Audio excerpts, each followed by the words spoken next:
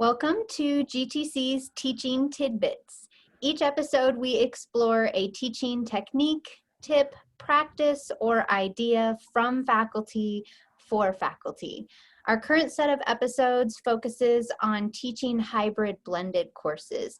And today we have joining us from Radiological Technology in the School of Health Sciences, Yolunda Franklin-Richards. Welcome, Yolunda. We're so glad to have you here.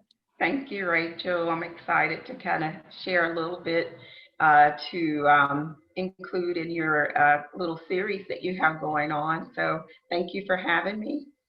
Oh, you're welcome. I'm so excited to hear what you're going to share with us today. Yolunda is here to share some insight into creating connection with your students virtually. And I'm going to turn it over to you, Yolunda, so I don't steal any of your thunder, and let you share your teaching tidbit with us. Okay, ways to connect with students virtually. And this is one of my best practices, but just to start, just giving a little background, I'm Yolunda Richards, as Rachel mentioned. I teach in the Radiologic Technology program here at Greenville Tech, and I've been teaching since September of 2009. Most of what I teach is face-to-face and hands-on in the lab and in the clinical setting, but as you know, as a result of COVID, we went completely online in March with our students and have done so since spring, and we've done so in the summer. In the fall, the program will be hybrid with a lot of our courses, and some of our courses will be online, but what I will be teaching is hybrid. So my lectures are going to be virtually via Blackboard Collaborate, and then I will have 3 small labs during the weekday. So that's just a little bit about what it is that I teach.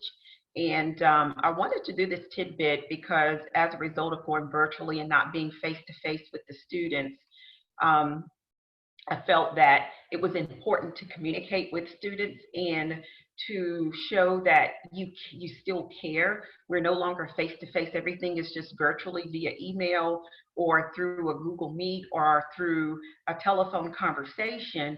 And so I wanted the students to know that I care and that their success is still important to me. So my first slide talks about in the fall, we get a new set of juniors that come in. Again, communication is key. And the reason why I find that it's key for our new juniors is because they are embarking on new beginnings. They're in a new program. They are so super nervous.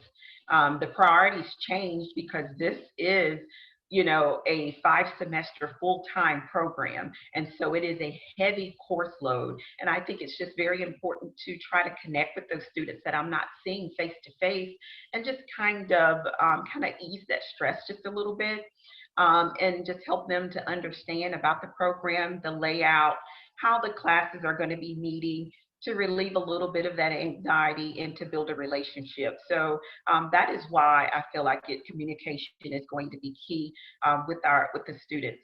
And a lot of the meetings that I have had virtually with the students, the ultimate goal is just to create a sense of presence, let them know what the expectations are of the program, to give them feedback, and also to communicate and get feedback from the students as well. So this slide is let's become acquainted, and we have an orientation, and a lot of the programs that are in the School of Health Sciences, they do an orientation, and so that you can meet with the students and let them know what your expectations are.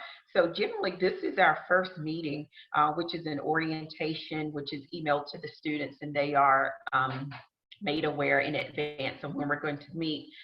Again, you can connect with the students through a virtual meeting and Google Meet. This is just a few little ways to connect. I think all of us have had to use at least one of these platforms Google Meet, Zoom, or Collaborate. I became more familiar with Google Meet at first. I have utilized Zoom. I use Zoom for the orientation because it allowed for a larger group and for a longer extended period of time. And then for my class meetings that went online, I used Collaborate. So all three of these I have used, and there are advantages and disadvantages to all of them.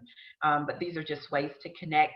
And this next slide just shows you, I just put this in here, just some screenshots, just to show that the Google Meet was so easy for me to log into my Greenville Tech Gmail account and click up in the right upper corner into this little box, and it took me right to my calendar where I was to go in, and I was able to just add a title of the reason why we were meeting and email it to the students right to their Gmail.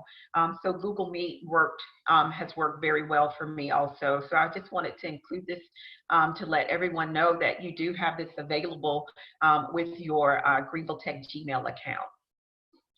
Orientation, like I mentioned, the orientation was done via Zoom. And during the orientation, it was just very important to connect with the students, do a meet and greet. I found that with doing so, I was able to incorporate with the students. I sent them a link ahead of time to do a personality type and learning style.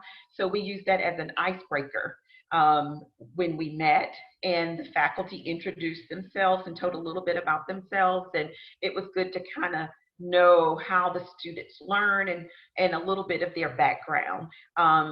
I also used this as a great opportunity to introduce college resources. I had disability services, tutoring services, and financial aid in on this meeting.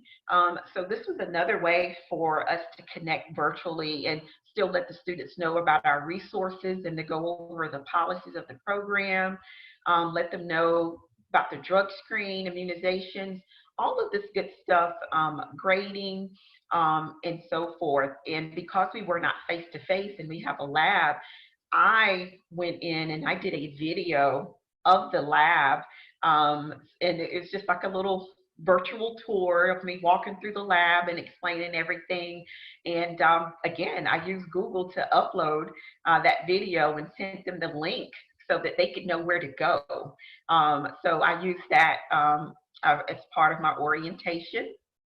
I also want to talk about like the little small group meetings, and I've used the Google Meet for the group meetings. We have 30 students, 3 groups of 10, and that allowed me to do small group meetings before class. So I set that up by section. So we have a group, 3 groups of 10. I sent them the book list ahead of time and to see if they have questions. Again, still trying to connect to them, letting them know I'm available. You know, I want to make sure that everything is just set in place for you before you start. I sent them the schedule ahead of time, and I wanted to see if they had questions. I walked them through the schedule and let them know which instructor you're going to be with, and these are the days you're going to be in lab. And then it was an opportunity for us to just chat and for us to just meet each other in a smaller group and not in a big orientation. And it was an opportunity as well for me to let them know about the requirement of the mask, understand the labs and their locations and time, and just all of that stuff. And again, just to put a face with the name. So that was the pre-class meeting after our orientation, again, just to connect. And then toward the last little tidbit that I have is, you know, we talked about when in the summer, you know, being fully online. And so what I did was right at the beginning of the summer semester, I did short individual virtual meetings with each student. And I sent them an email and said, hey, I want to meet with each of you. So when you get this invite, you'll know what it's about. It's about course needs. That was the subject of the meeting, is course needs. So I did that individually because, again, that big transition from the spring from face-to-face to completely online, I just felt like I lost touch with the students. And I'm like, you know, I just want to make sure you're good, you're okay. you have everything that you need. Just to see if they have any questions and so forth. They had the syllabus. So that little short face-to-face meeting is just to ask if you have questions about the syllabus receipt. Do you have questions about the course layout? Do you understand the expectations, the grading, the deadline? Do you need any assistance? Do you have any recommendations for me on how I can better assist you as far as your learning style? Because all of it was new to me as well. So that little small face-to-face one-on-one meeting, I did that via Google Meet. And I just wanted to let the students know that you can connect with me this way. I walked them through how to set up a meeting with me. I wanted to make sure that they felt comfortable with doing that and setting up a meeting with me, and let them know that they're welcome to email me at any time, and then just to see if they had any concerns and to make sure that they have everything that they need to be successful for the summer, since we were no longer face-to-face. So again, overall, the students are our customers, and my goal is to instruct and to ensure the success of the student, and just implement best practices on a daily basis. So these were just very short little things that I've just implemented. The orientation was already there; it already existed. The leaders before me, they did the orientation. I just kind of tweaked it just a little bit and added in more resources. So that's my little tidbit that I wanted to share as far as my best practices. Thank you so much, Yolunda. There's so many amazing nuggets in here that you shared. Especially, I was really excited to have you come share, because we want to have a variety in the series, and I know that especially for programs like yours who are really dependent on the face-to-face labs, that this shift to online and hybrid blended is definitely going to be challenging. And so it's been great to have everyone be able to hear how you all have adapted and innovated. But in addition to that, I think you've emphasized again, from our first episode, was emphasized communication and how important that is. And you've built this structured, very tiered approach that use multiple layers of ways to create that connection with the students. I wondered if you had any examples of some of the feedback that you may have gotten from students about that connection, or just things, an example of how you've seen those efforts enhance that connection with your students. And I would say the one area that I got the feedback from was in my course eval that completed, and I got the email yesterday.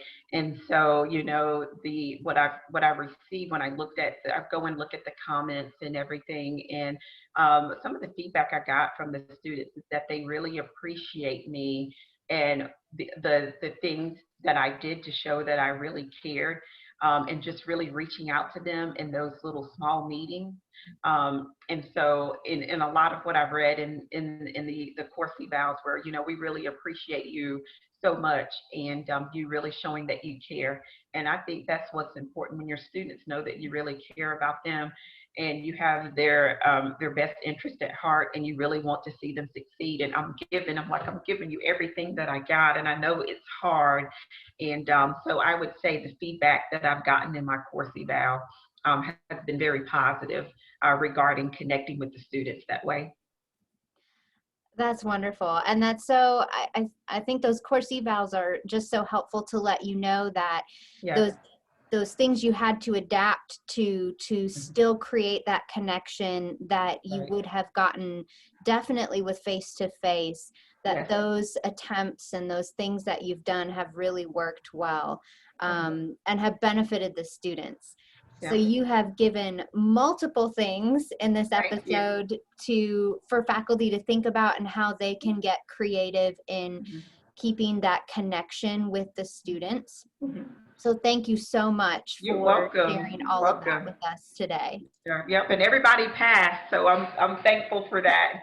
Nobody failed the summer semester, so I'm very thankful. Oh, wonderful, wonderful. That is good to hear. Thank you Well, so much. yeah, you're welcome. If you would like to continue the conversation with Yolunda, you can reach out to her at her email, yolunda.richards@gbltec.edu. And of course, if you have questions you'd like answered or specific topics that you'd like to see covered, please send me an email at rachel.cobb@gbltec.edu. And as always, if you have a teaching tidbit to share or know someone who does, let me know. That is this week's GTC Teaching Tidbit, and we will see you next time.